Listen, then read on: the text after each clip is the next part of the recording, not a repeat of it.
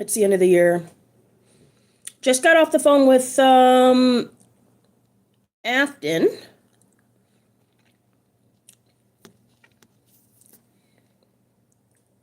She's out in these streets. This is the photo to my family group chat. It's not, just my mom and my sister, but I don't think they care about my gym things. We were raised to be my mom's like a Southern lady. We were be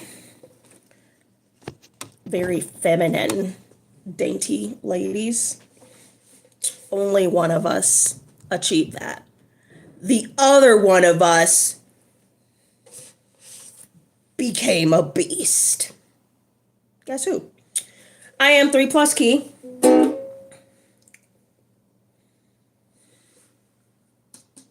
Not for long.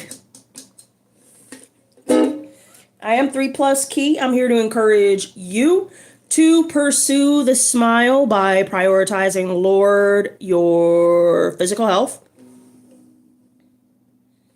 and persistent education. This space right here, for only 29 more days, is the Secret Heart Club. It is a place for the oddball Christians and the Christ curious to come together in community.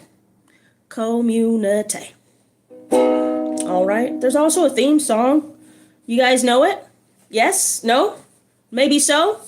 How about let's go? Welcome to the Secret Heart Club. Everyone does our part to bring the beloved day. We love Jesus at the Secret Heart Club. We're going to do Bible Roulette today. I brought a thing. I know you guys can't really participate with me because it is the end of the year. Song of the year is attached. Check it out. Oxygen by Zonti. If you know me personally, you know I think it's okay if you cry. I don't really be crying like that. This song, in the right type of moment for me, will bring me to my knees. You're my oxygen, I can't live without you. Hey, and I apologize for all the times I doubt you. Huh? 'Cause you've been waiting all my life to give me purpose and something. I'm here tonight. Oxygen, I'm all about you. I breathe you in, you're my oxygen. That's the song. Okay? I have a special thing today. We have our scale. We have our plate to go on the scale. We have our lemon, because we weigh everything, right? And what we're weighing is our honey. Some of you guys like to have a little sippy sip. Oh, wait, dang it. I've got a little bit of sparkling water. And we have our little love cup here. So we're gonna, in the new year, guys, if any of you have fitness goals or anything like that, two things you literally have to go get. You either get it or you're just talking nonsense at this point. You need a Fitbit or some type of, you have to track your calories. If you're not, the next person that's oh, I want to lose weight and I'm on a weight loss journey or whatever, and they're not tracking calories, and then I tell them and they're oh, but I don't want to do that. For sure, respectfully, I just don't want to talk about what you've got going on. Again, because you're not being you're not being serious. You have to track your calories. How do you know what you're doing? All right, so we've got our sparkling water. The other thing is a scale so that you can measure what you have. I don't know the last time I've had some sparkling water. All right, we've got 8.5 ounces. Okay. And then I kind of did this, uh-oh. I thought I had a knife. Who took the knife? Y'all got the knife? Hold on, I'll be right back. That is so weird. All right, hold on 1 second. Let me get the knife.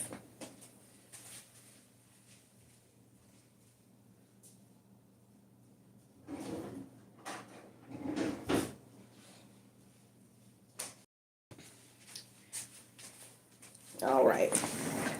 We got ourselves our sparkling water. We got ourselves our knife. What kind of knife is this, you might ask? It's from a little place I like to call the Dollar Tree. Also, my plates from the Dollar Tree too, because there's no real point. Okay, got our water.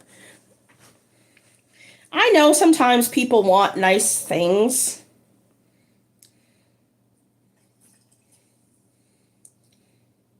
But frugal's the way to go.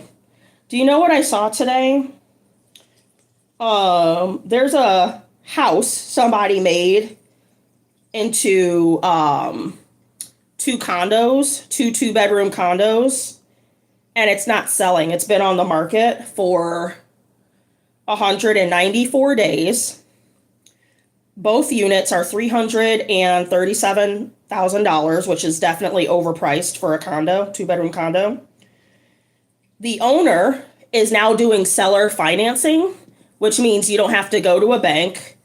And the seller financing is at 4.9% and 4.9% down. Okay, we got this. We're going to put in a little bit of honey. So if you do the math, for $700,000, you get 2 condo units.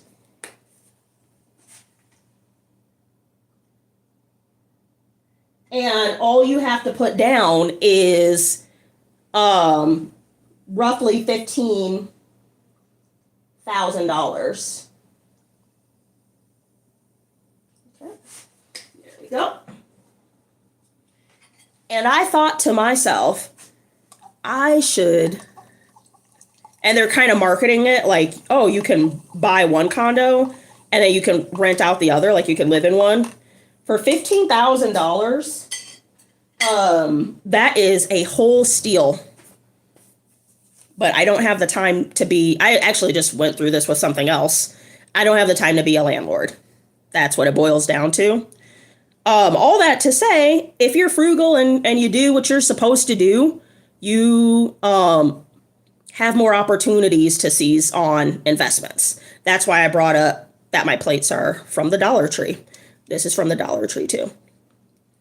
I don't know how much plates regular. Somebody told me how much pants costs at some point, like over $100. I was like, they're $5.99 at Goodwill.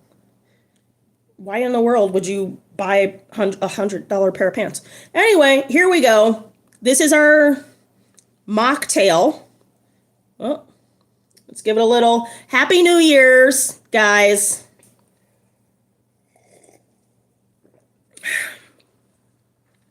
Wonderful.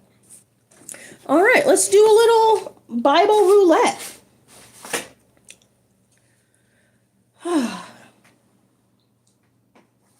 I was thinking this year, just today, like all day, I was like, this channel, I'm going to on January 28th, I'm going to do away with this channel. I had two thoughts. Do away with 3+Kei altogether and go by my name, Lakeitha. Or do away with the channel altogether, as there's going to be more things coming in my life.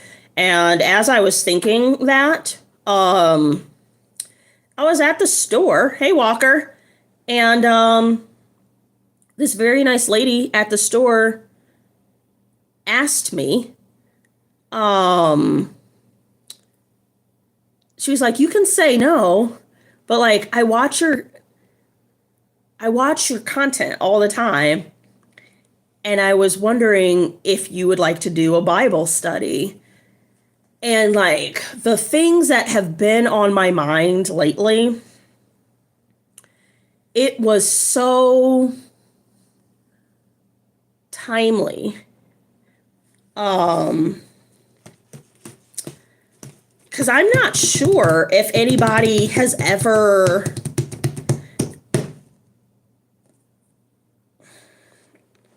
asked me that. And so, bye, Walker. You got a lot to say, Walker.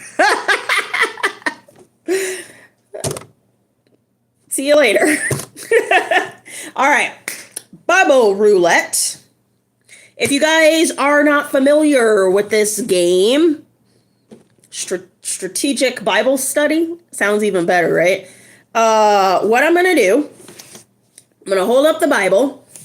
This first 2/3 is the Old Testament, which talks about basically like how and why we need God, how and like why we need to be saved from ourselves, which are inherently like sinful, and how we can go back to like a union with the Lord. That's the first part.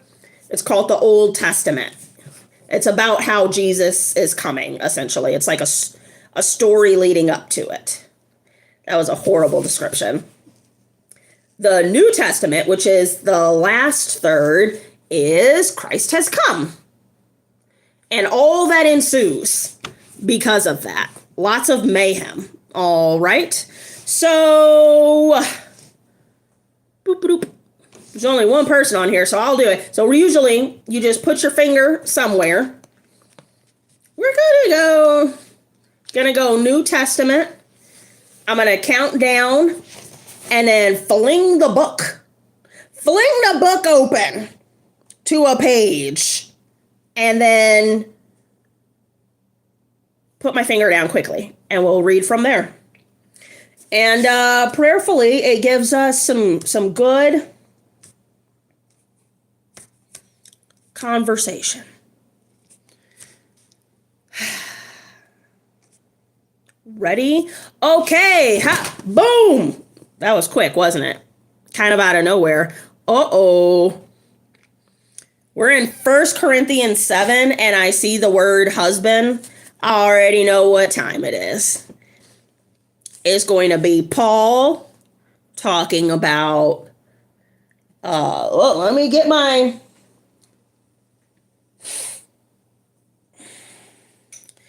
mocktail for this one. It's going to be about Paul talking about marriage and relationships. And it was 1 Corinthians 7:17. Let's have a little sippy poo.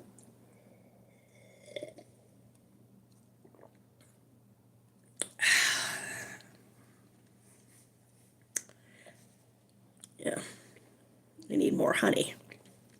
All right, it says, only as the Lord has assigned to each one, as God has called each in this manner, let him walk. And so I direct in all the churches. What is going on? Assigned what? To who? God called who to what? What and who is Paul directing in all the churches? Well, let's find out. First, let's read the commentary on this. For the first of 3 times, Paul states the principle of contentment, which is required of all Christians. What the heck is going on? So again, the verse was 1 Corinthians 7:17. Let's back that truck up. True to, I knew it. 1 Corinthians 7, the whole chapter, is Paul teaching on marriage. Let's just read through the whole. Sheesh, he says quite a bit.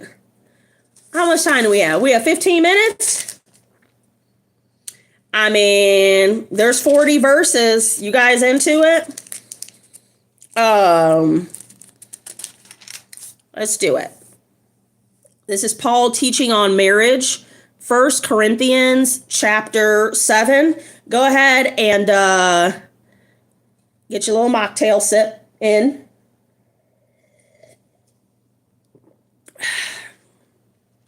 You're pregnant. Don't put that on me. Hey, don't put that on me. Teaching on marriage, 1 Corinthians chapter 7. Now, concerning the things about which you wrote, it is good for a man not to touch a woman. But because of immoralities, each man is to have his own wife, and each woman is to have her own husband.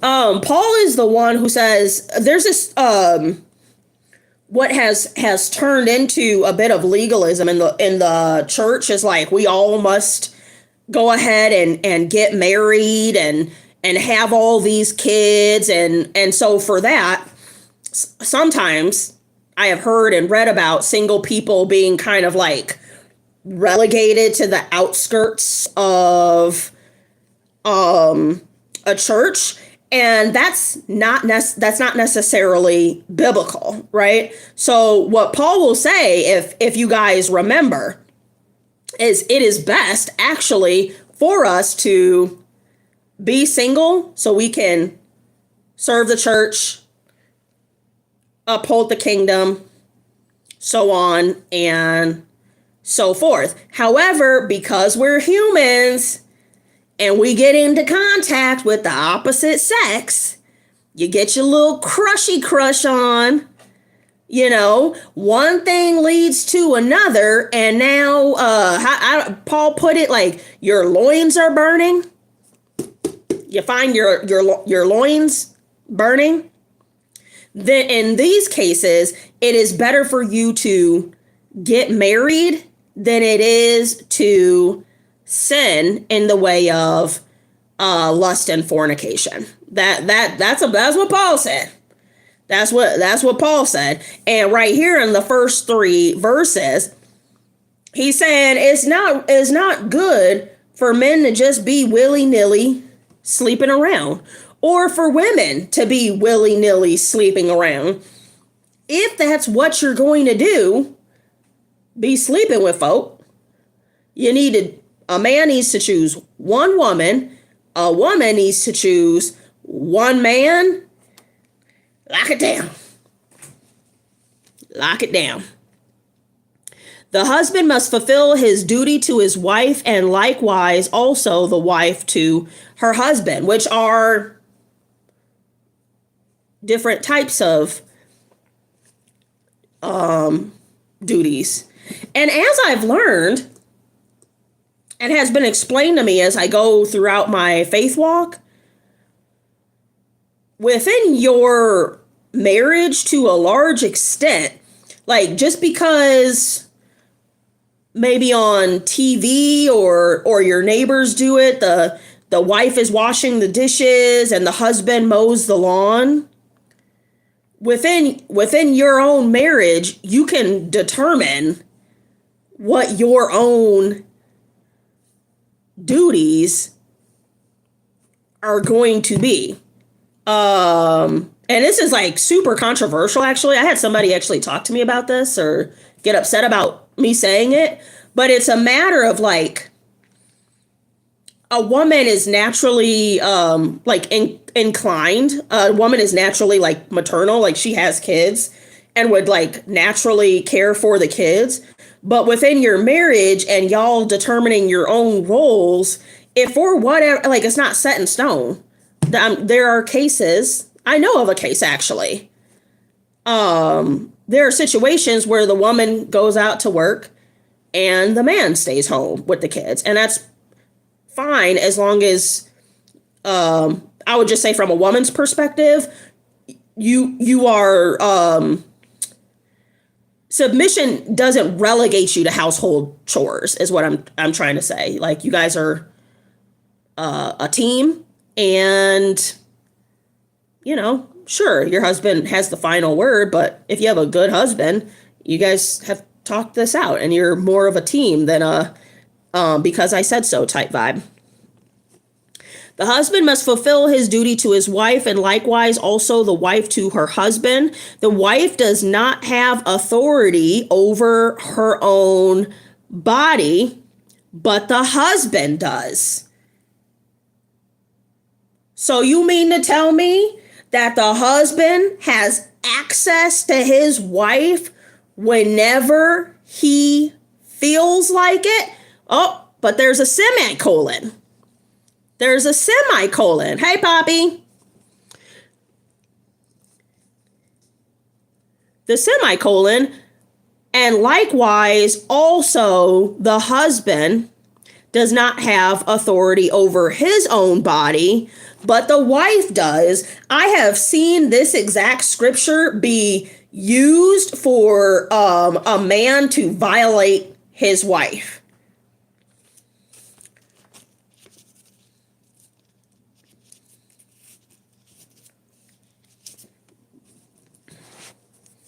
You can see how it could be construed that way if that's how somebody wants to teach it. A wife's body belongs to her husband and not her own. But if that's the case and the husband's body belongs to the wife, then we're talking about reciprocity. We're talking about mutual respect. We're talking about all things, 1 Corinthians 13, 1 through 8, in the way of biblical love. It doesn't give free license for anybody to be like, oh, I'm gonna grab it. That's not what that means. Verse 5, stop depriving one another, except by agreement for a time, so that you may devote yourselves to prayer and come together again, so that Satan will not tempt you because of your lack of self-control. So what that's saying is like, y'all got married, and part of being married, when you entered into that agreement, was the agreement that we will be doing the oogie boogie with some amount of regularity. That has also been misconstrued. You have to watch who you're listening to. Because the way men and women's bodies work are different. It's wintertime in Montana. And I had a timer set for 3 minutes to my car will just get warmed up. And lately I've had to do 5 minutes. 5 minutes. And the other day I was running late and I didn't warm my car up and it stalled twice as I was backing up and then as I was going forward, right? Similar to that, right? Men and women in marriage just kind of need to know how each other works and not expect like relations to just happen just like that. But this I say by the way of concession, not of command. Yet I wish that all men were even as I myself am. However, each man has his own gift from God, one in this manner and another in that. Some of us are meant to be single. And even that, I'll tell you, so those of us who might think that we're meant to be single, we also must be very careful that we don't ourselves prefer not to deal with the nonsense, with the sanctification that can come with being in covenant with your spouse. It could just be you saying you don't want to be with somebody. Verse 8, but I say to the unmarried and to the widows that it is good for them if they remain even as I. But if they do not have self-control, that means you be trying to do the oogie boogie. Let's get a little sip. This is a mocktail, by the way. It's just seltzer water.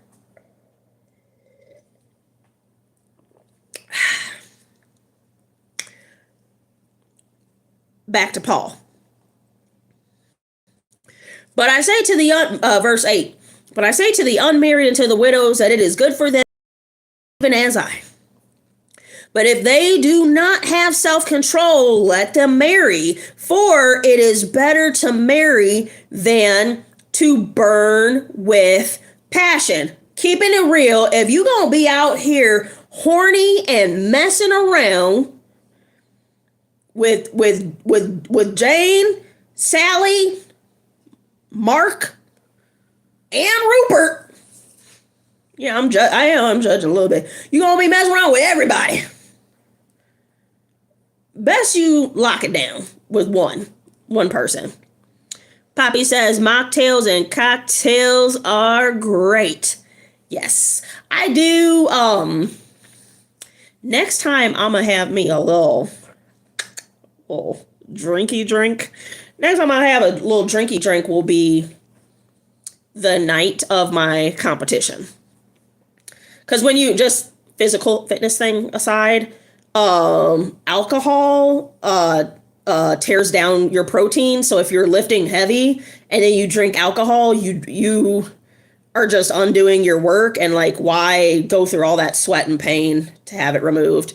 Poppy says, I don't know a Jane or a Rupert, but Mark and Sally are my aunt and uncle. That's my whole point. That's my whole point.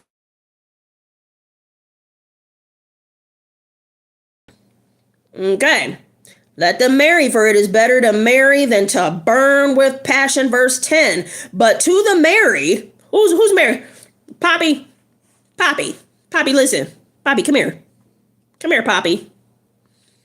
But to the married, I give instructions, not I, but the Lord, that the wife should not leave her husband, but if she does leave, she must remain unmarried or else be reconciled to her husband, and that the husband should not divorce his wife. But to the rest, Poppy says, I'm being quite extra because I drank. I don't want to say something stupid. That's what happens when you be getting a little drink. Poppy says, I'm married. Yep, talking to you. Verse 12, but to the rest I say, not the Lord, okay. Hold on. I promise there is just honey. Poppy says, I don't know, I'm bossy. This is my house. I think that all the time, how much I love just making the rules in this here house.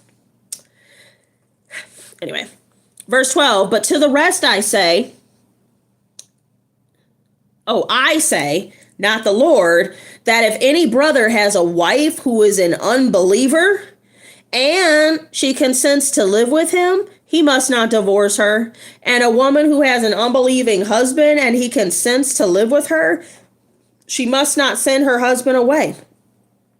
For the unbelieving husband is sanctified through his wife, And the unbelieving wife is sanctified through her believing husband. For otherwise your children are unclean, but now they are holy. Yet, if the unbelieving one leaves, let him leave. Lost my place. The brother or the sister is not under bondage in such cases, but God has called us to peace. We're getting to verse 17. This is verse 16. For how do you know, O wife?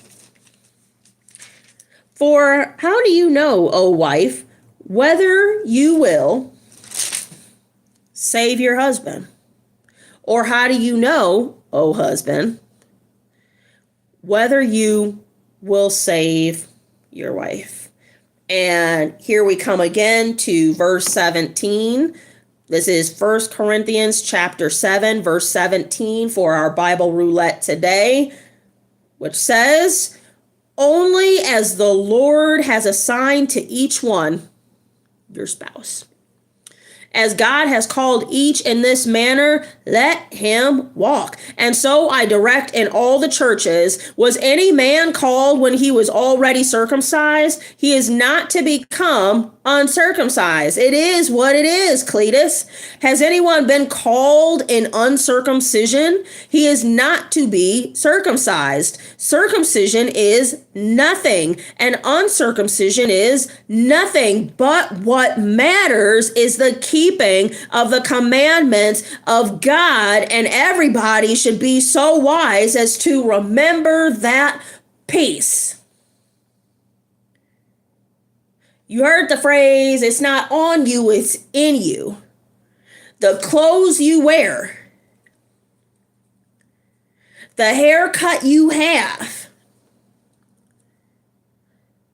the glasses on your face, the makeup, the watch, the shoes, all of this stuff, the house, the neighborhood, it means absolutely nothing if your heart is corrupt.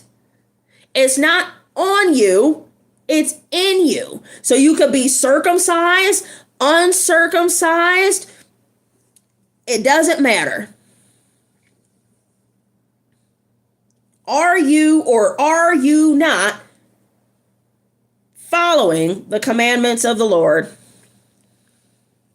Each man must remain in that condition in which he was called. If you're married, you got to stay married. This is why I tell people this all the time, and they think it's like a half joke. It's like a half jokey joke. I say I take marriage so seriously. I never got married. That's forever. Were you called while a slave? Do not worry about it.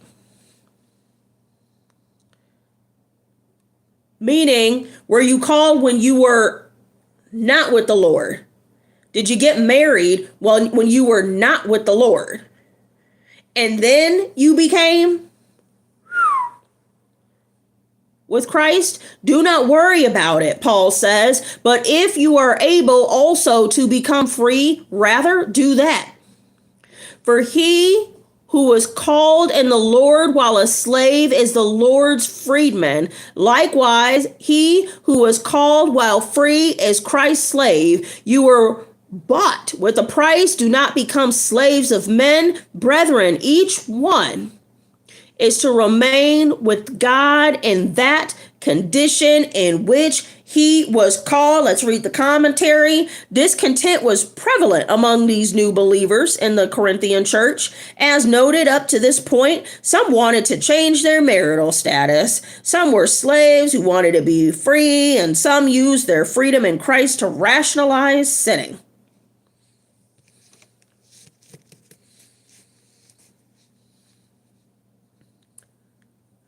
Some wanted to change their marital status. Some were slaves who wanted to be free. And some used their freedom in Christ to rationalize sinning. in a general response to that, this passage plainly repeats the basic principle that Christians should willingly accept the marital condition and social situations into which God has placed them and be content to serve Him there until He leads them elsewhere.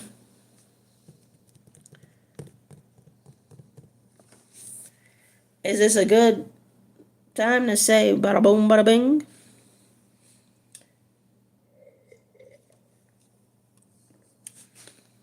That honey started to get mixed up in it. Again, this was cheap. This was honey, lemon, and seltzer, sparkling water. Happy New Year. See you guys tomorrow. Try to stay out of trouble. And I'll talk to you later.